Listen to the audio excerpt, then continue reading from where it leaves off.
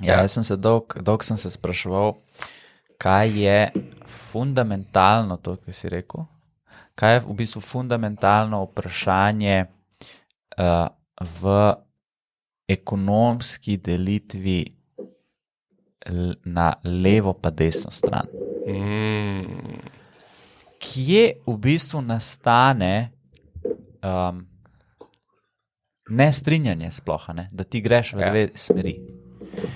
In jaz mislim, da je to vprašanje, ali sposobnejši ljudje ali lahko zaslužijo več.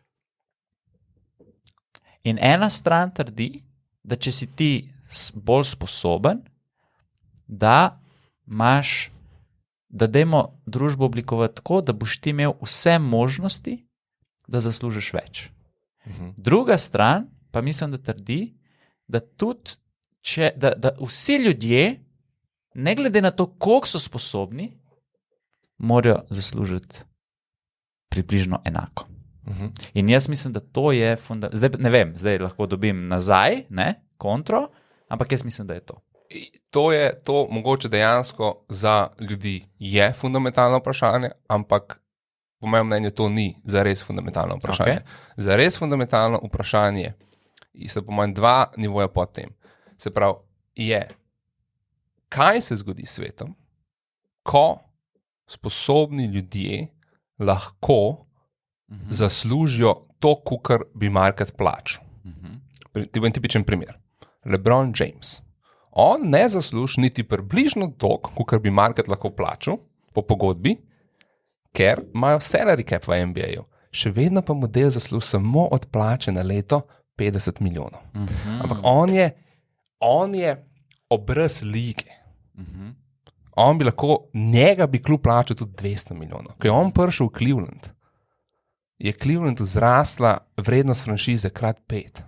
Ta prvič, ne? Od 2,3 do 2,2. Ja. Se pravi, to ti pove, kakšno ima on magnitudo, kakšno ima on vrednost za ownerja. Okay, se pravi, to zdaj malo, tukaj sem sam orisal, kaj pomeni, da dobiš to, kar lahko. Okay. Zdaj pa fora, kaj se zgodi s svetom, ko ti omejiš, koliko lahko človek dobi. Se pravi, ti si v bistvu rekel dve stvari, super. Rekel si, tvoja fundamentalna zadeva je, ali ljudje imamo nekako podoben, ali pa glede na sposobnosti.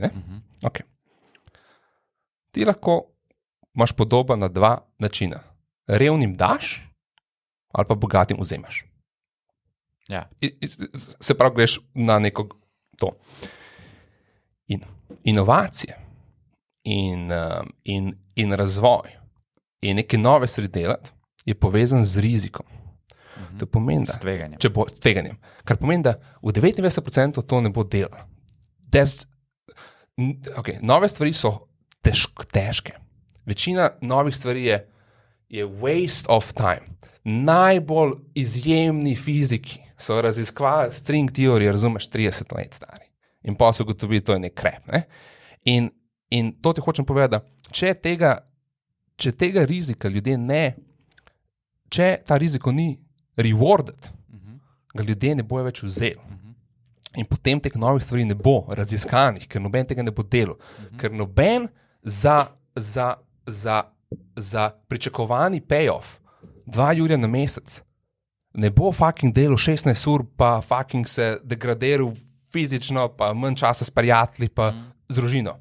In ti rabiš te ljudi rewardati. Kar pomeni, zato je zelo pomemben, da po mojem mnenju imamo ta risk-reward primera. Ne? Še en level potem, ko sem rekel 2 levela potem, še en level potem je pa, kaj se dogaja s svetom, ko se te inovacije razvijajo. In to je pa pol moj level, ki sem ga prej obiskal. Tvoj level pa moj sta zelo in chain. In kaj se pa s tem svetom dogaja? No, zdaj moramo nekaj recimo malo razmisliti. Svetom se dogaja to, da kar naenkrat lahko vsak komunicira, da ljudje grejo iz revščine, 300 milijonov Kitajcev, da imamo korono, pa kar lahko dobivamo na dom stvari, a ne, Bezos, Amazon, imaš na dom in to naprej, gremo fucking na, ne vem, luno, nimamo več nekih unih ošpic, pa ne vem, kjerga stranja, nimamo več, ne živimo več v dreku. Zakaj se to dogaja? Zato, ker se nove stvari in edini napredek, po mojem mnenju, resen napredek v družbi je, ko ti lahko eno dobro stvar tako optimiziraš in tako znižaš stroške, da so jo deležni vsi. Ala internet, ala pitna voda, ala elektrika, ala temperatura, regulacija temperature, da jaz nisem zmrznil v enem caveu. In to je inovacija. Ni vsaka inovacija dobra, ampak to pomeni nove stvari. In ti, če ti si v argumentu, ali vsi nekako isto bi mogli dobiti, ali to, kar so sposobnosti, samo direkcijsko, če vsi dobijo isto, je po mojem mnenju katastrofa. Potem se pa pogovarjamo, koliko naj dobijo oni, ki so ful sposobni, to je drugotnega pomena. Se pravi, tukaj se mi zdi ta fundament. Ampak se pa snime s tabo, na kjermu fundamentu se ljudje ne strinjajo, se na tvojem fundamentu ne strinjajo. Ampak to se mi zdi napačno. Oni bi mogli še globje razmišljati. Tako. Jaz pa mislim, da se ne strinjajo. Mislim, da ne pride do težave na tem levelju, ki ga je Škraba opredelil. Pa zdaj, fajn sta direkcijo dala, tako kot smo prej opredelili, pa ful nočem zakomplicirati stvari. Ampak se mi zdi, da resnica je nekje vmes. Resnica je v tem, da verjetno večina ljudi ne bi rekli, moramo biti vsi enaki, totalno enaki. V smislu finančnih nagrad. Ja, tako. In pa večina ljudi tudi ne reče, nič ne smemo izravnavati. A bi vidva rekla, da večina, o kateri tej stvari tako govori? To je seveda res, kar ti praviš, ampak zdaj vprašanje je, koliko to se strinjam, pobrati nazaj. To je še vedno isti level nestrinjanja, ki ga on opisal. Kako nagrade dajati ljudem glede na sposobnosti. On je opisal dva ekstrema. In ta level nestrinjanja se mi zdi dejansko v realnosti v družbi je ta level nestrinjanja. Oziroma bi rekel doskrat za večino ljudi še en level še bolj na vrhu. Ja, hočem samo to povedati, da se ne strinjajo glede tega, koliko vzeti. Ne pa a vzeti ali ne vzeti, oziroma ali izravnati ali ne izravnati. Ampak je debata, koliko izravnati. Koliko inequality je too much inequality. Psihološko, ker ti si opredelil samo tehnološke outcome pa materialne outcome. Jaz pa mislim, da je tukaj ful pomembna debata psihološko. LeBron James, kaj če ima on 100 milijard? Value, Value v resnici. A ga pustimo, da gre do 100 milijard? To je vprašanje. To je dobro vprašanje. Jaz bi rekel, da ne. Veš, zakaj ne? Zato, ker on rab society tudi, da naredi 100 milijard. Ni on v sredini vesolja in on je vreden 100 milijard. On rabi vso infrastrukturo, ki je ni on naredil. To je full dober point.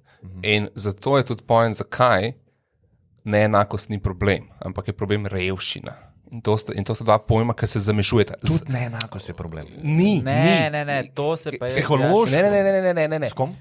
Samo malo. Z Jašo. Kaj ti je svoj point? Full dober point. Full dober point, isto od Paul Grahama, full dober point. Je fora, da neenakost, oziroma, če ti revni ljudem daš denar, neenakosti ne bo zmanjšal, ker bojo tudi bogati zaradi tega benefita.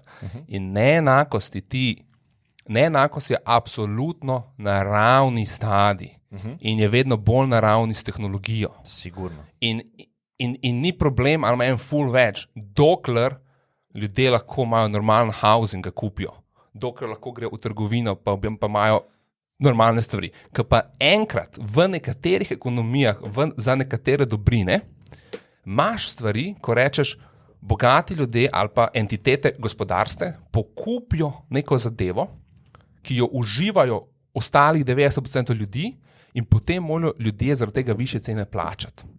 Recimo najemnina.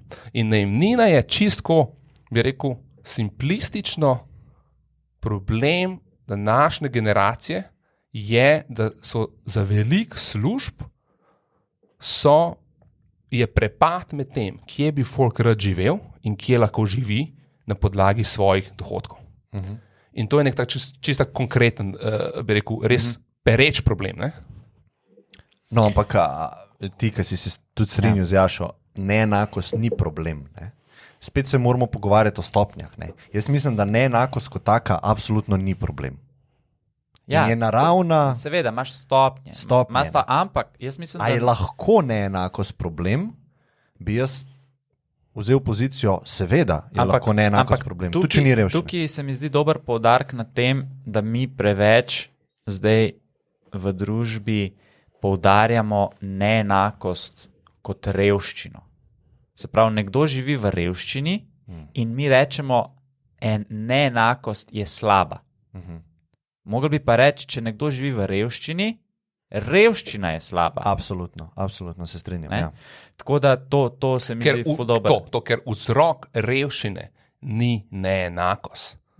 Ja. To, da je Jeff Bezos naredil Amazon in da imamo zdaj sisteme na cloudu in da lahko te pripelje hrano in da imamo internet in da ima Musk električen avto, to nima zveze z revščino. Razumeš? Ja. On ne vzame revnim, da ta denar dobi. Kako ti definiraš revščino, je pa odvisno od neenakosti. Ne, to ni res. Mislim, revščina je čist definicija, ne vem, WHO, karkoli organizacije, koliko ti zaslužiš in kaj se lahko s temi dobrinami kupaš. In če vsem... Tako, in to se spreminja čez čas. Ampak če ti vsem zviša standard in na svetu se standard zvišuje od Enlightenment dobe, 300 let se zvišuje konstantno. Bo to, kar je revščina, tudi mi prihajamo v stanje, upam, da enkrat ne bo noben reven, ampak še vedno bo v stanju lahko neenakost večja, kot je danes. Se strinjam, hočem samo povedati, da revščina ni nek zakon vesolja, ki ga mi samo vzamemo. Ne? Ni to 1+1 je 2. Mi definiramo, kaj je revščina. Hočem povedati, da se čez čas to spreminja, glede na stanje, ki je normalno. Okay. Ja, jaz mislim, da... Zdaj, kako boš ti iztrebu revščino? Ne boš še veš, mogel. Kaj bo, veš, to je pa... To je zato, ker reven Američan po standardih ima televizor, plazmo, pa klimo. Pa telefon. Pa smartphone. Ja. Sprav, on je po nekih standardih bogatejši kot predsednik Amerike pred 50 leti. Se strinjam. Po nekih. Se strinjam. Hočem samo to povedati, da je to Absolutno. Tudi convention družbeni, kaj je revščina, kaj ni. Ne? Zelo dobro pojem, se strinjam. Ja. Ampak, a je ta convention napačen? Ne? Ampak to izhaja iz neenakosti, ker iz premerjanja. Primerjanje je... Samo to sem hotel povedati. Primerjanje je, kaj biti užaljen. Se strinjam, za osebno mentalno zdravje je primerjanje strup. Hočem povedati, da je psihološki fakt, da na ljudi vpliva neenakost. Ne smemo se delati, da ne vpliva na njih. Vpliva. Okay. Samo to sem hotel povedati. Ampak... In imaš stopnje neenakosti, ki so destruktivne za družbo. Zato, ker psihološko vpliva na ljudi. Za družbo ljudi, ki se pustijo na to vplivati. Ja, ampak če se 99% ljudi... In se jaz izpostavim in rečem, sorry, 99%, kot sem že rekel, je neumnosti na svetu. Ok, štekam.